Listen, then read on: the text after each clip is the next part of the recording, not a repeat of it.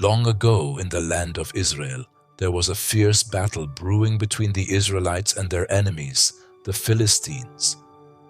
But this wasn't just any battle. The Philistines had a terrifying warrior on their side, a giant named Goliath. He was huge, towering over everyone, covered in shining armor, and carried a spear so big it looked like a tree trunk. Goliath, mocking, "Who will fight me? Send out your best warrior. If he defeats me, we'll be your servants, but if I win, you will be ours." Every day Goliath shouted these same words, and every day the Israelites stayed quiet. No one dared to fight him. They were scared. Can you blame them?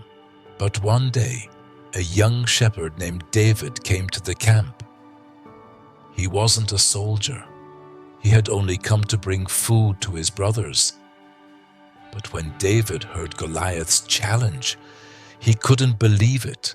David, determined, "Why is no one fighting him? We have God on our side." David's brothers scolded him, saying, "Go back to tending sheep, David. This is no place for a boy like you." But David wouldn't back down. He believed that with God's help, even a shepherd could defeat a giant.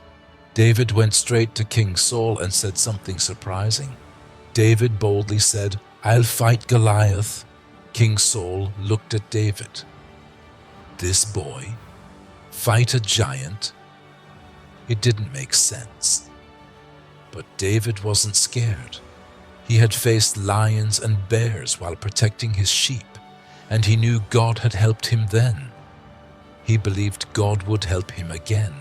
Saul sighed and handed David his armor. But when David tried on the heavy armor, he realized it wasn't right for him. David smiled and said, "I don't need this. I'll fight him my way, with God's help." So, with just his sling, a few stones, and a heart full of faith, David walked out to face the giant. Goliath, sneering, said, "What is this? A boy with a stick? Do you think I'm a dog?" David, calm but confident, said, "You come at me with a sword and spear, but I come at you in the name of the Lord." David takes a stone, places it in his sling, and starts spinning it faster and faster. And then, whoosh, David let the stone fly, shot of the stone soaring through the air, hitting Goliath square in the forehead. Goliath stumbles and falls to the ground with a mighty thud. The Philistine army gasped. The Israelites cheered.